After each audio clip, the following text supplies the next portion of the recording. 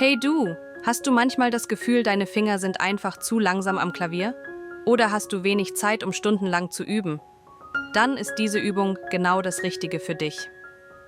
Ich zeige dir die einfachste und schnellste Fingerübung der Welt, die deine Finger in nur 2 Minuten pro Tag fit macht.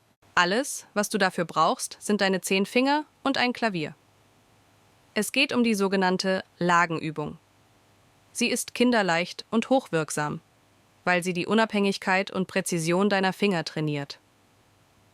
Lass uns direkt loslegen. Such dir zuerst eine entspannte Haltung.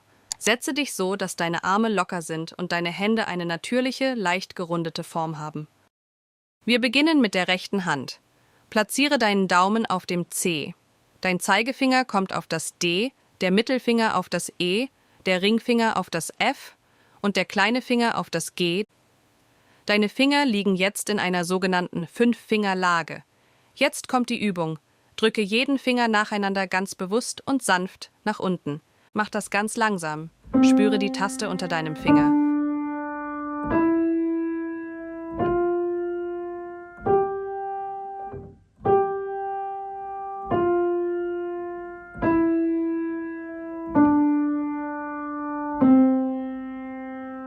Wiederhole diesen Vorgang jetzt mit deiner linken Hand. Der kleine Finger kommt auf das C, der Ringfinger auf das D und so weiter, bis dein Daumen auf dem G liegt. Dann das gleiche Spiel.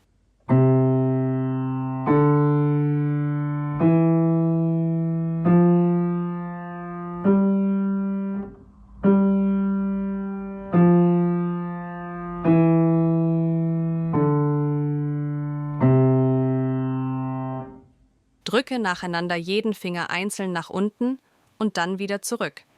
Wenn du magst, kannst du beide Hände gleichzeitig üben. Das ist etwas schwieriger, aber sehr effektiv.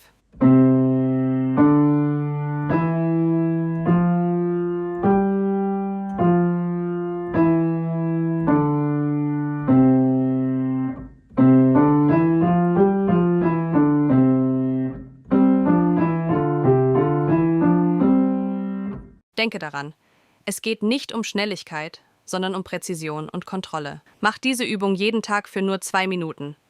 Du wirst schnell merken, wie deine Finger an Kraft und Unabhängigkeit gewinnen. Schon nach einer Woche wirst du einen deutlichen Unterschied spüren. Wenn dir dieses Tutorial geholfen hat, gib mir gerne einen Daumen hoch. Abonniere den Kanal, um keine weiteren einfachen Klaviertipps zu verpassen.